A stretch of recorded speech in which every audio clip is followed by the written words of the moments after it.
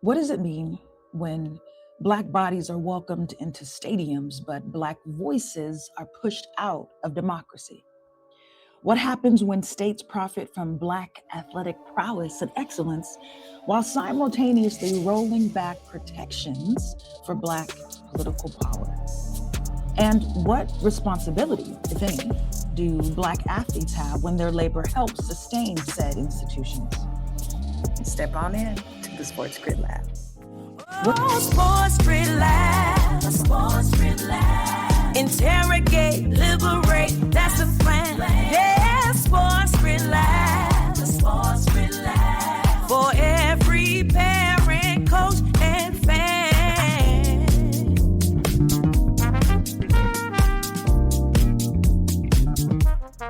Welcome to the SportsCrit Lab podcast. I'm your host, Dr. Jasmine George Williams. The people call me Dr. G. I'm your SportsCrit cutie, your hood hippie, and your professor of race, sport, and social justice. I'm also the brains and the beauty behind the SportsCrit framework and founder of the SportsCrit Collective. My work lives at the intersection of sport, media, culture, and labor. And around here in the SportsCrit Lab, we don't just watch sports, we read them, we interrogate them, and we expose what the game is hiding in plain sight. And oh baby, stay tuned. My first book in the SportsCrit volume series, SportsCrit Teaching the Tough Plays, will be available to you summer 2026.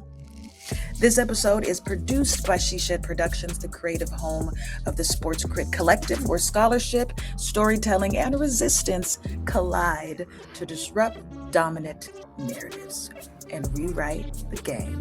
Step on in to the SportsCrit Lab. To understand this moment, we have to rewind, not to last season, not to the transfer portal, not to NIL deals. We have to go back to the 1890s, to the 1900s, to the 1950s, because to understand what's taking place, good people, we have to understand Jim Crow. And let me be clear, Jim Crow was not simply mean people being rude to each other. It wasn't a vibe. It wasn't accidental. Jim Crow was a legal, terroristic architecture designed to do one thing: make Black citizenship impossible. Let's name the bricks in that wall, shall we?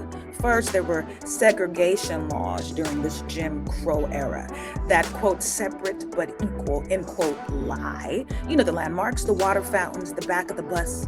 But understand this. Segregation wasn't just social, it was economic, it was spatial. It meant Black children walked miles past white schools. It meant Black patients died in hallways while white patients got beds. It meant your body was zoned for inferiority. The second was poll taxes, right? So if you wanted to vote in Mississippi or Alabama or Georgia, you had to pay. Do you understand that? Sounds small, but not when you're a sharecropper who gets paid in scripts, right? At a company store. Not your annual cash income. It's zero. The poll tax wasn't a fee, it was a gate that said if you have nothing, you will get nothing. You have no choice. The third in the Jim Crow era was literacy test. You ready? This is where white supremacy got real creative. They would hand a Black citizen a section of the state constitution written in 19th century legal gobbledygook, right? And say, read this, explain it. Okay. Meanwhile, a white landowner with a third grade fucking education will be waved on through. Come on out, Charles. Go ahead and vote. They'd ask impossible questions to the Black citizens. How many bubbles in a bar of soap? How many marbles are in this jar? No, we're not at your best friend's baby shower where we're counting the marbles. This is how Black folks were treated just to vote. I'm serious. And that was a real question on the Louisiana test. It was a performance art. The goal was not literacy. The goal was humiliation and denial. And behind all of this, good people, racial terror. Because what happens if you pass the literacy test? What happens if you scrape together enough money for the poll tax? What happens if you try to organize? You met the rope, you met the torch, you met the midnight knock calling your name, met in a grassy knoll. No faces, just masks, just hoods. Hi, my name is Dr. Jasmine George Williams. The people call me Dr. G. I'm a professor of race, sport, and social justice, and I'm the brains and the beauty behind SportsCrit, teaching the tough plays. And well, for years, we've been told sport is just a game. You know, it levels the playing field, the world's greatest equalizer. Well, we know it's not. Sports can help us understand race, power, gender, ability, nationalism, capitalism, media justice, just to name a few. And yet, many of us were not taught how to critically analyze the sport, the games that we truly love. And that's why I wrote SportsCrit, Teaching the Tough Plays. This book introduces a new framework for understanding sport, not simply as a competition, y'all, but as one of society's most powerful cultural institutions. So, whether you're an educator, a student, a coach, a researcher, or just a lifelong sports fan, SportsCrit provides the language and the tools so that you can ask the deeper questions like who holds power, who benefits, who bears the cost, whose stories are celebrated while whose stories are erased. Because sport just doesn't entertain us, it teaches us who matters. And it's about time to learn how to read the game differently. SportsCrit, that's all you need. This is Dr. G, your SportsCrit cutie, and reminding you every day to disrupt, reframe, and rewrite the game. Okay, this wasn't, random violence.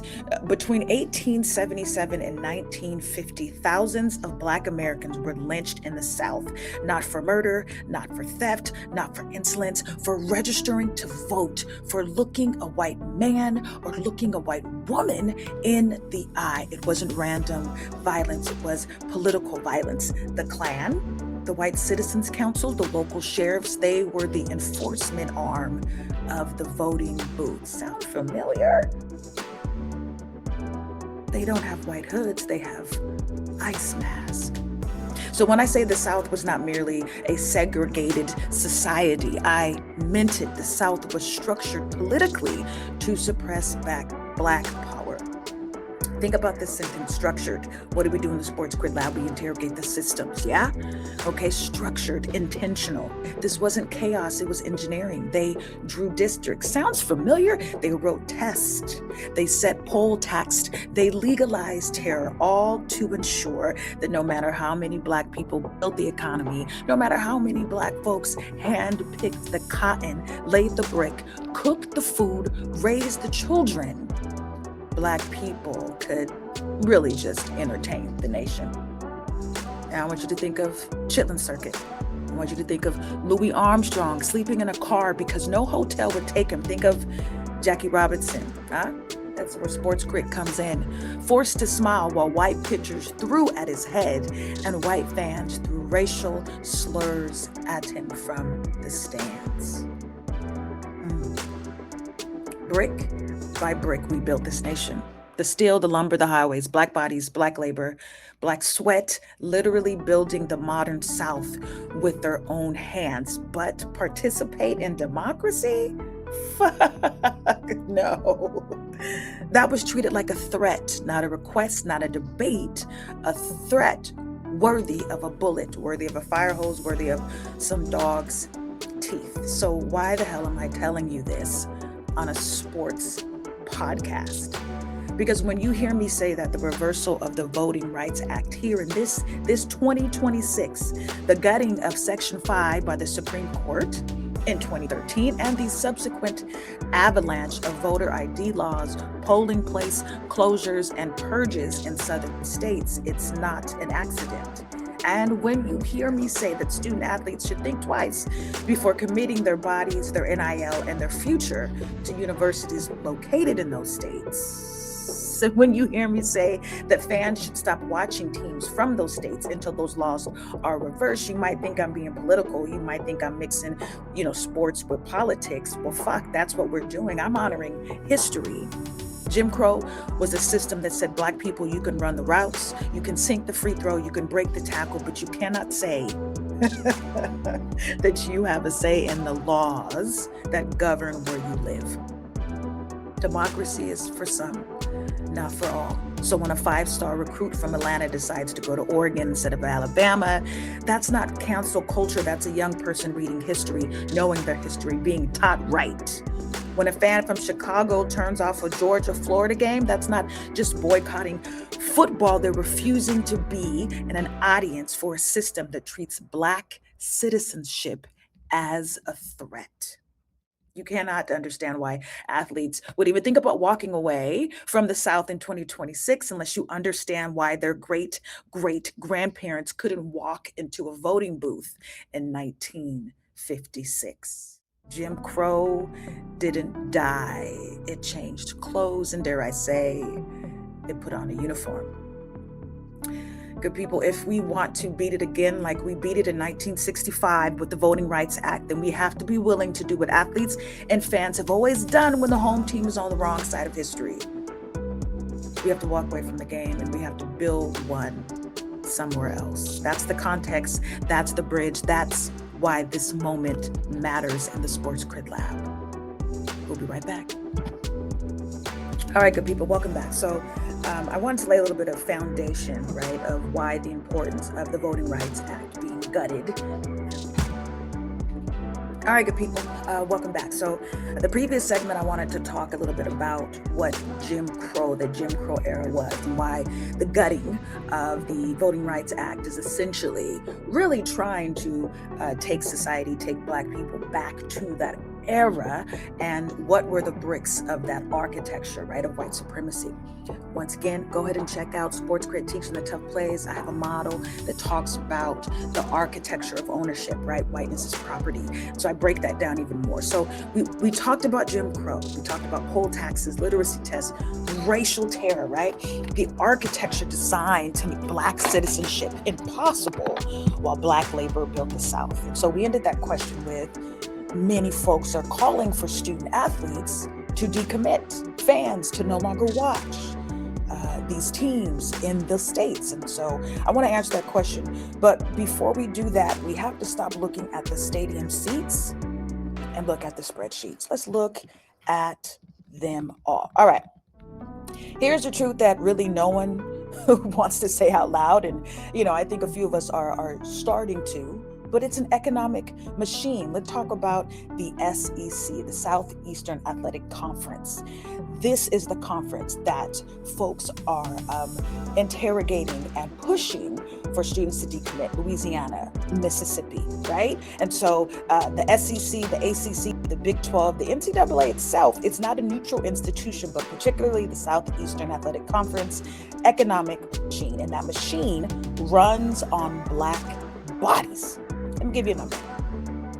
In 2024, the Southeastern Athletic Conference distributed $741 million to its 14 member schools. That's about $50 million per school. Did you hear what I just said to you? $50 million. Where does that money come from? Well, media rights, ESPN, CBS, ABC, the college football playoff, bowl games, merchandise, ticket sales, and who generates the product? 60% of SEC football players are Black, over 70% in men's basketball. The reason why I am speaking particularly about men's basketball and football is because those are known as the revenue-producing sports when we look at the landscape of college athletics. Revenue-producing sports, you got that right. Who generates that? Black athletes. The SEC's entire brand, quote, it just means more, is built on the speed, strength, and talent of young Black men. I want you to ask yourself a question, okay? When Georgia passed SB 202, the voting law that President Biden called Jim Crow on steroids, what did the University of Georgia Athletic Department say? I'm waiting. Crickets. They said nothing. When Alabama banned drop boxes to vote, restricted absentee ballots, and made it a crime to give water to someone waiting in line to vote, what did Nick Saban say? Oh, nothing. He was busy selling car dealerships. Ain't he on the Geico? Not Geico. Aflac, he was up in there with Dion with the blue blazer. When Mississippi, Louisiana, Texas, Florida, Tennessee, and South Carolina all passed laws making it harder for Black people to vote, what did the SEC front office say? Nada. But they kept cashing the checks. Okay? Let me be clear. Silence is not neutrality. Silence is endorsement. Silence is violence. When a university president sits in the boardroom with the governor who just signed a voter suppression law and then goes into the football field to celebrate the touchdown with the most Black team that made the celebration possible, that is not politics staying out of sports. That is a transaction. And that's where we have to talk about the lie, the oldest lie in American sports, the quote, the student athlete, end quote. You know, the story, amateurism, purity of the game, playing for the love of it. Here's what a lie actually was invented to do. Here we go. In 1953, a former college football player named Ray Dennison fell off a ladder and he died. His widow filed for workers' compensation. She argued that her husband has died as a result of injuries sustained playing football for Fort Lewis A&M. And the NCAA panicked because if football players were employees, they'd be entitled to workers' comp, to benefits, to minimum wage, to bargaining rights. So the NCAA invented a term called, quote, student athlete. Oh, they wanted to make it sound noble, pure, for the love of the game, but it was a legal trick. The term student athlete was created to deny workers compensation to a dead man's widow. Now, connect the dots. Jim Crow said, you can pick the cotton, but you cannot own the land. Modern sports says, you can run the route, but you cannot share in the revenue. And you definitely cannot vote. Sharecropping, athletic scholarships, same structure, different century. The sharecropper worked on someone else's land, owed debt to someone else's store, lived in someone else's shack. At the end of the season, the books were cooked and they came out owing. The athlete plays in someone else's stadium where someone else's jersey generates millions for someone else's conference. And at the end of the season, they get a bag of gear and a promise to go pro in something else. And yes, NIL is here, but is it equitable for everybody, right? They can make money now. Let me stop you. NIL, name, image, and likeness, was never a concession to justice. It was a concession to antitrust lawsuits. And even now, who benefits most from name, image, and likeness? Collectives funded by the same boosters who donated to the same politicians who passed the same voter suppression laws. Are you following me? You think the car dealership owner paying a quarterback's NIL deal cares about that quarterback's right to vote? Fuck no. He cares about wins. He cares about TV ratings. He wants to make sure Jim Bob's car service is on the program. He cares about his alma mater beating its rival. Your political freedom, your community's representation. That's not on the depth chart. Welcome to another SportsCrit Quick Hit Sports History Edition. Curt Flood, the free agency rebellion.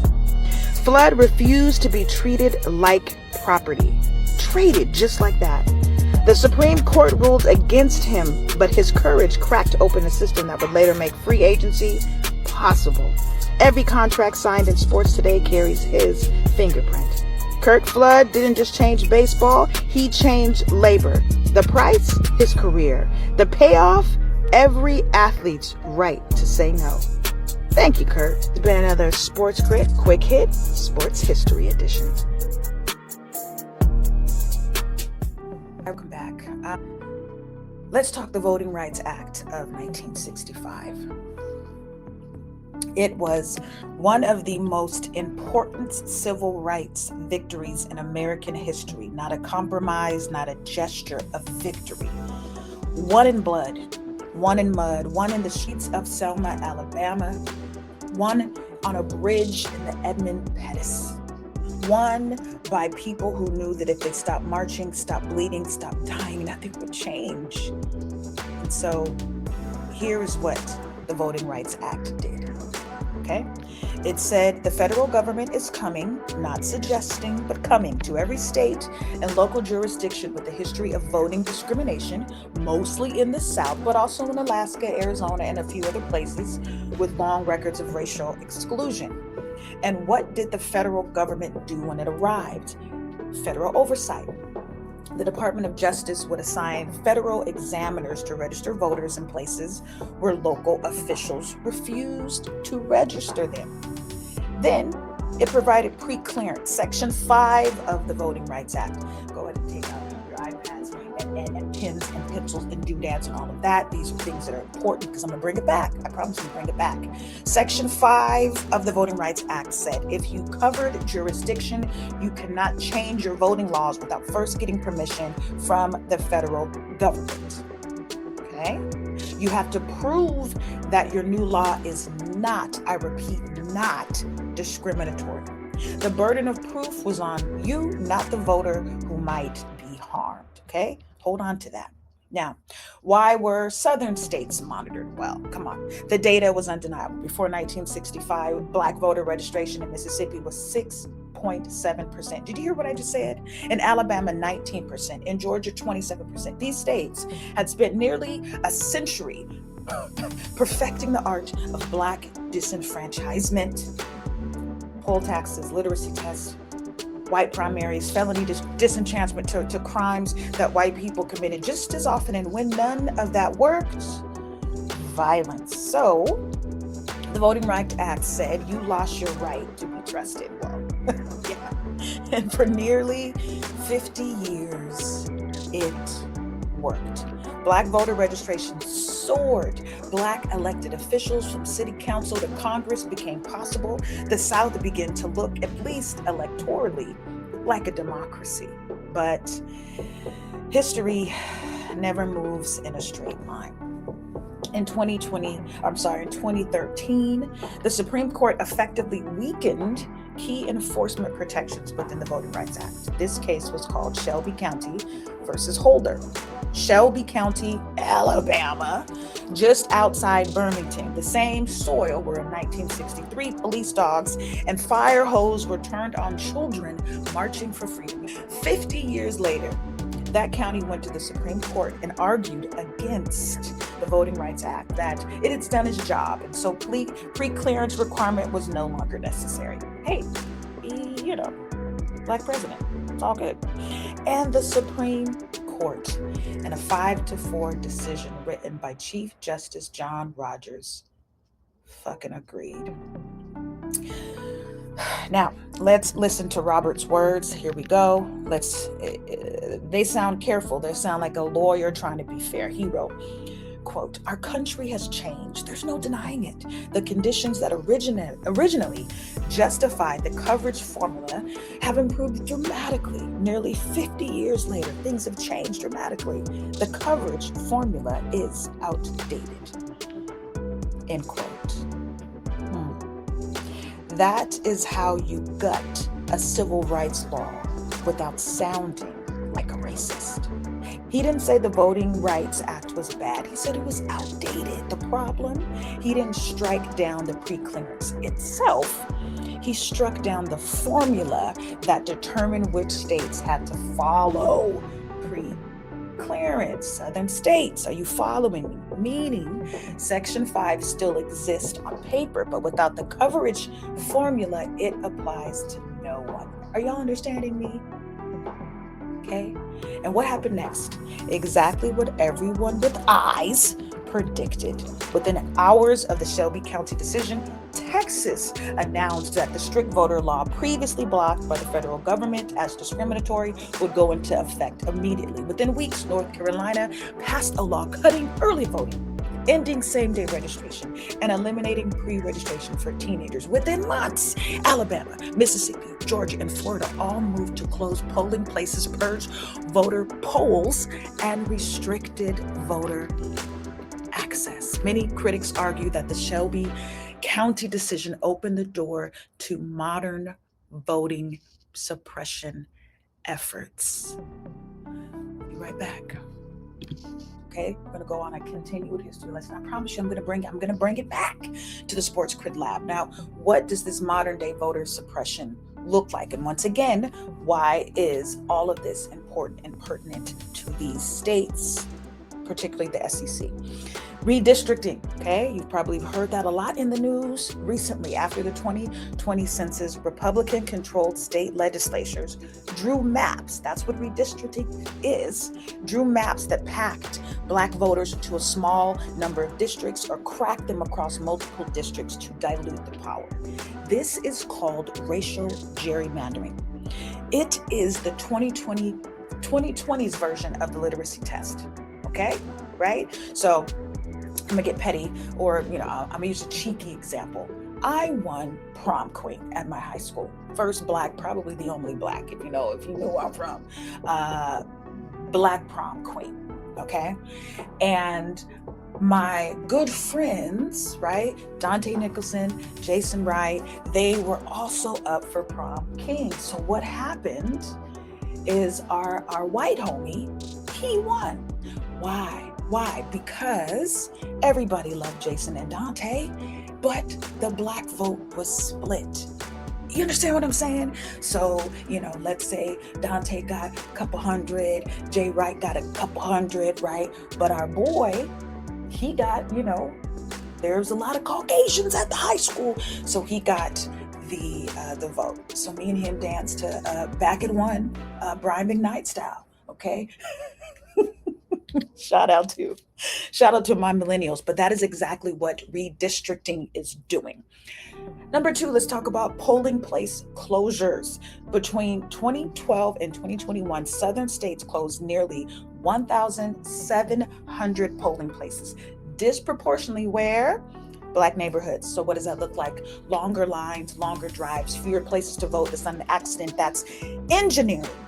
Third, voter ID laws. Texas, Georgia, Alabama, Mississippi, Tennessee, South Carolina, Florida, all require forms of IDs that Black voters are statistically less likely to possess. Driver's license, passports, military IDs, and if you don't have one in many states, you can't vote, period. Do you understand what I'm fucking talking about? And now we arrive at the present. On May 19th, 2026, the NAACP did something that made America very uncomfortable.